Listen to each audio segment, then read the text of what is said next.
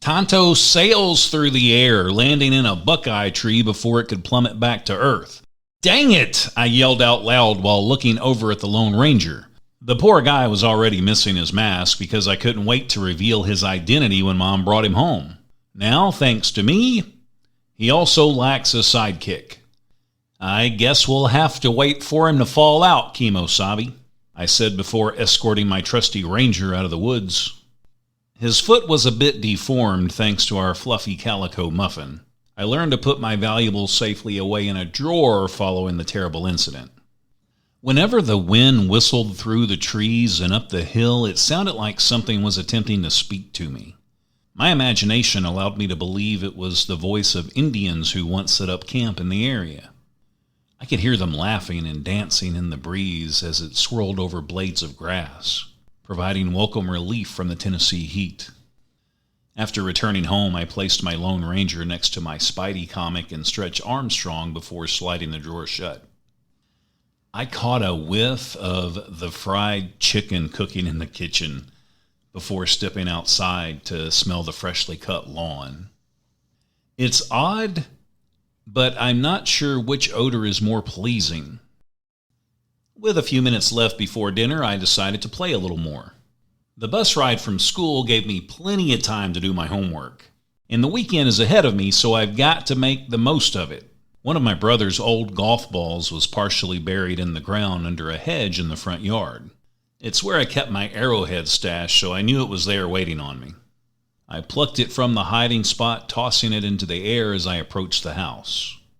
After winding up, I pitched the ball onto the roof and watched it drop to the next level, enter the gutter, and roll from the spout back into my hand. "Chris, you are going to break a window!" came from inside as I returned the golf ball and headed in for dinner. After we ate, I took my bath as fast as possible because I didn't want to miss the ABC Friday night movie. I dried off and hurried to my bedroom just in time to watch Curse of the Black Widow. The only light in my room came from the tiny black and white television set on top of my chest of drawers. I got up to use the bathroom, relieved that a commercial gave me a break from the suspense.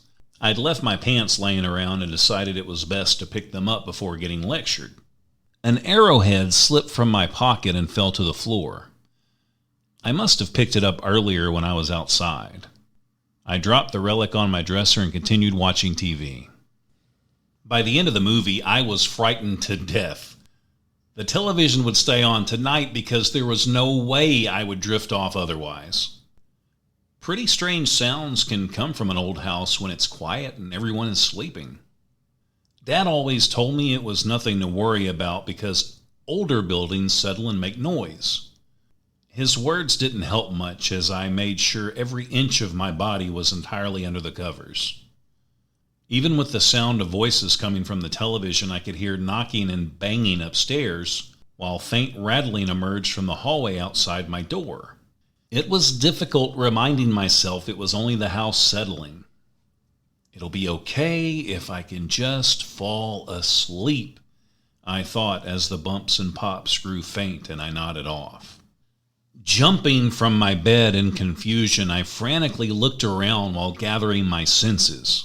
My dreams were interrupted by white noise when the station signed off for the evening. Relieved, I got up to turn the volume down so I could get some rest. The soft glow from my RCA guided my steps back to the safety of my makeshift cocoon.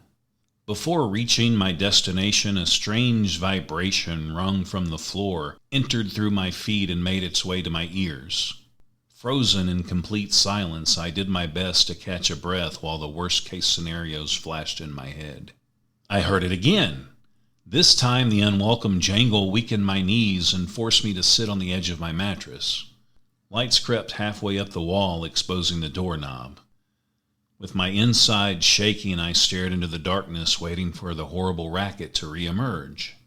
My pulse finally began to return to normal right before I saw it. At first, the doorknob shook a bit. Then it began to turn. The sound reminded me of two stones rubbing together underwater. My muscles stopped working like I'd looked into the eyes of Medusa and turned to granite. Again, the knob moved, but with more force this time. All I could do was wait for whatever was on the other side to enter and show me its face. Some time passed before I worked up enough courage to stand and approach the monster. Okay, on 3. 1, 2, and before I could say 3, it turned again. Without hesitation, I grabbed it and flung the door open, raising my arm to cover my face. I peered into the dark hallway, revealing nothing. Peeking out to look around the corner, I could see the steps leading upstairs with no one in sight. Slamming the door shut, I leaped back into bed and wrapped myself up in the blanket once again. Somehow I did manage to get a little sleep, and I was thankful to be still alive to complain about how tired I was. After brushing my teeth, I noticed Muffin standing in front of my bedroom entrance. She stood on her hind legs and used her paws to rattle my doorknob. The cat ran off when she saw me approach. Shaking my head in embarrassment, I realized I had discovered the terror that haunted me a few hours earlier. Now that life made sense again, I decided to grab my arrowhead and return it to my collection outside. As I strolled toward my dresser, hairs raised on the back of my neck, and I noticed the antique was missing. The Tonto I'd gotten stuck in the tree yesterday was sitting in its place. Something came into my room last night to return my toy, and to take what belonged to them.